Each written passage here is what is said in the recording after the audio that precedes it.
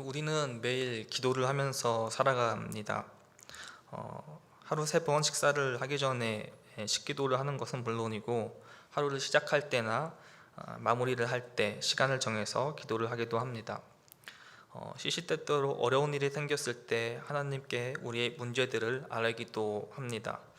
또 누군가의 안부를 물을 때도 기도하겠습니다 라는 말은 거의 상투어로 쓰이고 있죠. 이처럼 기도라는 것은 그리스도인들에게는 매우 당연하고도 필수적인 것처럼 여겨지지만, 현대사회에 이르러서는 바쁜 일상에 쫓겨 기도하는 것이 많이 줄어들고 있는 것도 사실입니다. 우리의 믿음의 선배들은 기도가 우리 삶에 얼마나 필요한 일인지에 대해서 계속해서 말하고 있습니다. 찰스 스펄전 목사님은 기도에 대해서 이렇게 말했습니다. 기도는 우리의 매일의 일과이며 습관이며 사명입니다. 당신의 희망이 무너지고 당신의 기쁨이 거꾸러졌을 때 가장 좋은 방법은 무릎을 꿇는 것입니다. 또 E.M. 바르너라는 사람은 이렇게 얘기했습니다. 옷을 만드는 것은 제단사의 일이고 구두를 수선하는 것은 구두장이의 일이며 기도하는 것은 그리스도인의 일입니다. 마지막으로 우리가 잘 알고 있는 미국의 위대한 대통령이자 노예 해방을 이끌었던 에이브러햄 링컨 또한 이렇게 얘기했습니다. 나는 무릎 꿇고 기도하지 않을 수 없습니다. 그것 이외에 어떻게도 할 수 없다는 것을 확신했기 때문입니다. 나 자신의 지혜로 우리에게 닥친 사태를 대처하기란 턱없이 불충분하다고 생각했기 때문입니다. 이처럼 그리스도인들에게는 때려야 뗄 수 없는 것이 바로 기도이고, 마치 호흡과 같이 영적인 삶을 지속하게 해주는 것이 바로 기도입니다. 우리는 153 전도운동을 시작을 했고, 그리고 그 시작의 포문을 바로 기도로 열었습니다. 한 주 동안의 특색 기간에 많은 성도님들께서 오셔서 같이 말씀을 듣고 또 간절히 기도하는 시간을 가졌습니다.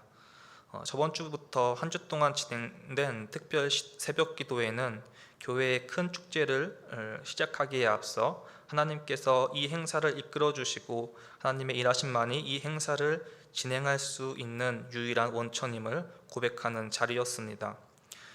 복음 전도는 인간의 말이 아닌 바로 하나님의 개입하심과 또 성령님의 조명하심을 통해서 가능하기 때문입니다.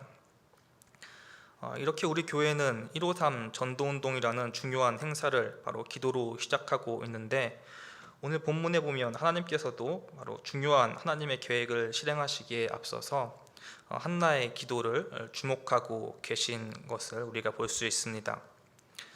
당시 한나라는 여인은 사사시대의 끝 무렵에 살고 있었습니다. 여러분, 사사시대가 어떤 시대였습니까? 여호수아를 필두로 해서 가나안 땅을 정복했던 그 이스라엘 백성들이 하나님을 섬기고 의지해야만 했었는데, 그들은 여호수아의 죽음 이후에 하나님을 배반하고 우상 숭배를 일삼았습니다. 사사시대는 바로 이스라엘 백성의 배신과 또 하나님의 구원이 계속해서 반복되는 시대였습니다. 이스라엘이 하나님을 버리고 가나안의 이방신들을 섬기면 하나님께서는 이스라엘 주위의 민족들을 사용하셔서 이스라엘을 치십니다. 수년 동안 크게 고통하고 괴롭게 되었을 때 그들은 하나님을 찾습니다. 그리고 하나님께 부르짖고 회개하고 돌아오죠. 그러면 하나님께서는 그들의 기도를 들으시고 사사를 보내셔서 이스라엘을 구원하십니다. 그러나 그 구원의 기쁨도 잠시 이스라엘은 또다시 하나님을 떠나게 되고 우상 숭배를 일삼습니다. 사사시대는 바로 이러한 패턴이 반복적으로 400여 년 동안 이루어지는 그러한 시대였죠. 특히 사사기의 마지막으로 등장하는 사사였던 삼손은 그 삼손 에피소드는 당시 이스라엘이 얼마나 영적으로 타락해져 있었는지를 여실히 보여줍니다. 삼손 에피소드에는 좀 전에 말씀드렸던 사사기의 반복 패턴 중 어떠한 한 패턴이 빠져 있는 것을 볼 수 있는데, 바로 이스라엘의 아까 말씀드렸던 배반, 고통, 그리고 부르짖고 이스라엘 백성들이 돌이킴, 그리고 4살 동안 하나님의 구원이라는 이 네 가지 패턴에서 바로 이스라엘 백성들이 부르짖고 돌이키는 단계가 삼손 이야기에서만 빠져 있는 것을 우리가 확인할 수 있습니다. 이것이 바로 무엇을 의미할까요? 사사시대 말기 무렵에 그 삼손 때에 이르러서 이스라엘은 하나님께 부르짖는 것조차도 할 수 없었던 영적인 무기력함에 빠져 있었다는 것입니다. 사사기 말씀에 이 말씀이 계속해서 반복되죠. 그때 이스라엘의 왕이 없으므로 사람이 각기 자기의 소견에 옳은 대로 행하였더라. 사사시대는 바로 이 한마디 말씀으로 요약되는 시대였고, 더욱이 사사시대 말에 이르러서는 그 영적인 암흑기가 더욱 깊어져서 도저히 희망을 찾아볼 수도 없고 조금의 영적인 회복의 가능성도 찾을 수 없을 것 같은 그러한 시대였습니다. 그러나 하나님께서는 소망이 없는 그곳에 다시 회복을 계획하시는데, 바로 암흑기 가운데 끝날 것 같았던 이스라엘 백성들의 운명을 하나님께서는 바꾸기로 결심하십니다. 그리고 등장하는 것이 바로 룻의 이야기이죠. 룻의 이야기는 어둠 속에서의 한 줄기 빛과 같이, 그리고 마치 하얗게 눈이 덮인 그런 벌판 속에서 피어나는 작은 꽃과 같이 이스라엘의 새로운 희망을 보여줍니다. 남편과 두 아들을 잃은 나오미의 텅 비었던 삶을 하나님께서는 어떠한 은혜로 풍성하게 채워주시는지를 말하는 것이 바로 룻기 이야기이고, 또 이 보잘것없어 보이는 나오미와 룻을 통해서 이스라엘을 향한 하나님의 회복의 역사가 시작될 것임을 룻의 이야기는 보여주고 있습니다. 그리고 사무엘서로 이어지면서 이 하나님의 계획이 구체적으로 어떻게 실행될지가 나타납니다. 마침내 하나님께서는 사무엘서에서 하나님의 마음에 합한 왕을 세우시고 하나님의 나라를 이루어 가시는데, 바로 오늘 본문인 한나의 기도가 그 시작이 되고 있는 것입니다. 한나의 기도는 한나라는 개인이 가지고 있는 그러한 결핍에서부터 시작되었습니다. 한나는 아기를 갖지 못하는 부림에 시달리고 있었습니다. 자신의 가족들과 함께 한나는 매년 실로에 가서 예배를 드렸었는데, 그때마다 자신의 남편의 그 두 번째 아내였던 브닌나는 한나를 계속해서 격분하게 하고 화나게 했습니다. 바로 그녀가 아이를 낳지 못한다는 이유로 그녀를 도발했던 것입니다. 이때 한나는 자신의 상황에 심각하게 빠져 있었고 매몰되어 있었던 것 같습니다. 그녀의 부림은 엄청난 고통이었는데, 당시 이스라엘에서 부림은 단순히 아기를 낳지 못하는 것을 넘어서 하나님으로부터 떨어져 나간, 그리고 하나님으로부터 버림받은 존재임을 암시했습니다. 많은 사람들의 손가락질과 그리고 브닌나의 도발은 한나를 아프게 했을 것이었습니다. 그러나 한나는 자신의 아픔과 결핍 속에서 갇혀 있는 것이 아니고 하나님께 기도로 나아갔습니다. 불임이라는 자신의 문제에 속박되어서 무기력하게 아무것도 하지 않은 것이 아니고 시선을 하나님께로 돌리고 자신의 시야를 확장시켰습니다. 어떻게 한나는 자신의 문제에서 하나님께로 시선을 돌릴 수 있었을까요? 1장 3절 말씀에 보면 사무엘상 1장 3절 말씀에 보면 엘가나의 그 예배를 설명하면서 성경은 만군의 여호와라는 단어를 말씀하고 있습니다. 이 단어는 우리에게 친숙한 단어이지만 성경 전체에서 처음으로 등장한 단어입니다. 그리고 두 번째로 등장하는 그 만군의 여호와는 오늘 본문 11절 말씀에 나타나고 있습니다.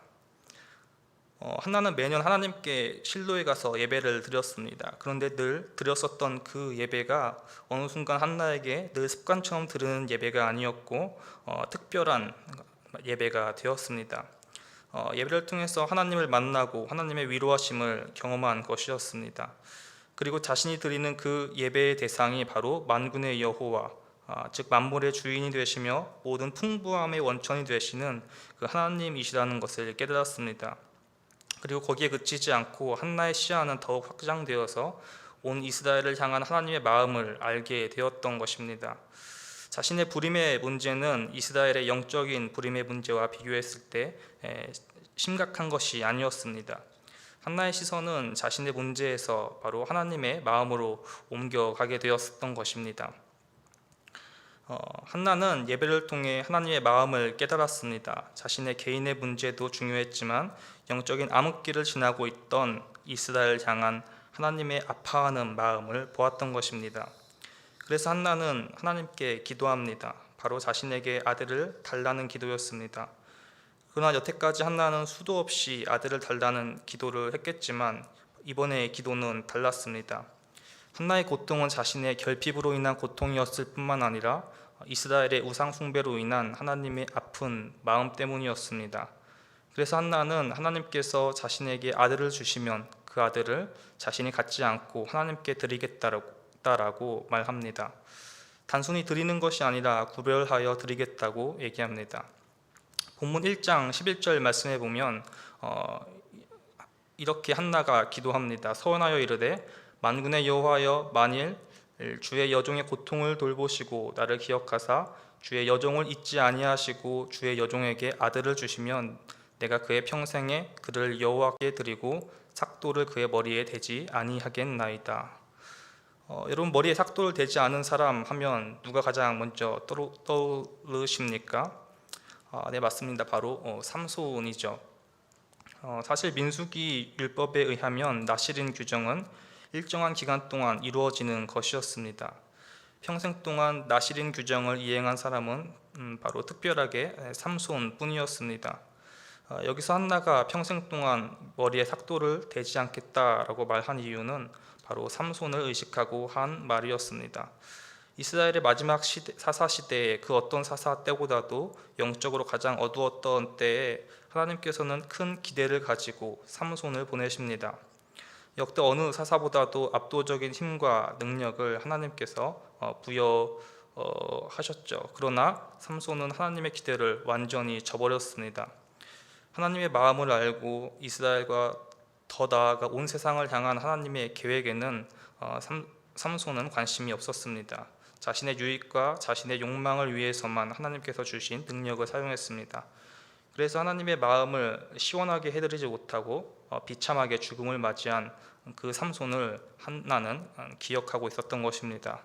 그리고 자신에게 아들을 주신다면 하나님 앞에 구별되고 하나님의 마음을 시원하게 해드리는 자로 드리겠다고 하나님께 서원하는 것입니다. 하나님께서는 바로 이 한나의 기도를 들어주셨습니다. 작지만 어쩌면 한나에게 있어서 전부였던 그 아들을 드린다는 그 기도를 하나님께서는 기쁘게 받아주셨습니다.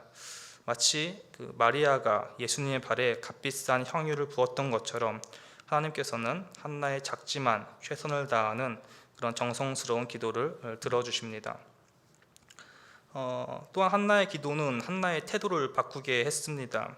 이제 한나의 시선은 자신의 문제, 자신의 결핍에만 집중되어 있는 것이 아니고 하나님께만 완전히 고정되어 있습니다. 분인나가 자신을 조롱하고 격분시켰을 때 한나는 그것에 반응하고 아파했습니다. 그러나 오늘 본문에 보면 성숙해진 한나의 모습을 우리가 찾아볼 수 있습니다. 제사장 엘리가 한나에게 와서 크게 오해를 하면서 얘기를 하죠. 한나가 술에 취해서 성전에서 술주정을 하고 있다라고 얘기하고 있는 것입니다. 안 그래도 마음이 힘든 마음을 가지고 한나가 나왔는데 자신을 술 취한 사람으로 오해를 하니까 한나의 마음이 얼마나 더 힘들었겠습니까? 그런데 이전처럼 한나는 격분하는 마음을 보이지 않았습니다. 오히려 엘리에게 자신의 상황을 잘 설명하고 엘리를 이해시킵니다. 한나의 시선은 이제 인간적인 상황에 있는 것이 아니라 하나님께로 맞추어져 있습니다. 저는 기도가 바로 이런 것이라고 생각을 합니다. 세상의 문화와 가치관의 물결 속에서 나를 붙잡아주는 작은 밧줄과 같은 것, 그리고 하나님께 시선을 고정시키고 길을 잃지 않도록 만드는 바로 그 나침반과 같은 것, 그것이 바로 기도의 역할인 것입니다. 지금 우리는 사사시대와 같은 영적인 암흑기를 살아가고 있는 것 같습니다. 우상 숭배가 만연하고 삼손의 시대와 같이 부르짖는 것도 하지 않는, 어쩌면 조금의 가능성도 보이지 않는 것 같은 시대인 것 같습니다. 이때 우리가 해야 될 일은 바로 하나님께 부르짖는 것입니다. 코로나로 인해서 힘들어하고 낭망하고 있는 분들이 많은 이때에, 그리고 또 교회 또한 코로나로 인해서 큰 위기를 겪고 있는 이때일수록 우리는 자신의 결핍을 통해서 하나님의 마음으로 시선이 옮겨갔던 그 한날을 기억하고 하나님께 기도로 나아가야 합니다. 하나님의 결핍과 한나의 결핍과 하나님의 결핍은 바로 하나로 이어져서 사무엘이라는 하나님의 마음을 시원케 해드리는 한 명의 선지자를 세웠습니다. 우리의 기도가 바로 이 하나님의 마음과 만나는 그런 아름다운 기도가 되었으면 좋겠습니다. 이제 153 전도운동이 시작되어 진행되고 있습니다. 사무엘로 시작되는 새로운 이스라엘의 왕정 시대가 시작되었던 것처럼 우리가 하는 복음 전파의 이 일은 새 하늘과 새 땅을 준비하고 바라는 일입니다. 이 일을 하는 데에 있어서 무엇보다 먼저 우리가 기도로 준비되어야 할 것입니다. 하나와 같이 하나님의 마음을 알아서 그 마음을 흡족하게 하고 시원하게 해드리는 그 기도는 하나님의 큰 역사의 시작이 될 것입니다. 이것을 기억하고 교회에서 진행하는 이 전도 행사가 하나님의 놀라운 일을 이루는데 사용되게 해달라고 그러한 기도로 나아가는 저와 우리 귀한 성도님들 되시기를 바랍니다.